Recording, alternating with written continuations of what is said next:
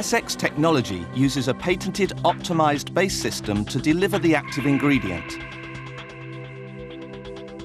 The granules are specially designed to dissolve completely. When you compare SX with current SU herbicides, you can see the difference quite clearly.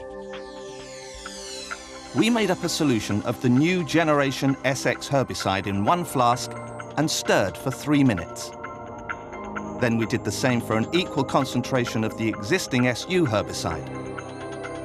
The current SU is still cloudy because the herbicide only goes into suspension, whereas the new SX is completely clear because it has fully dissolved. A light microscope shows more clearly what is happening. You can see the large, undissolved particles of the current SU. These are in a less available form for weed control, whereas the SX herbicide is fully available for improved weed control.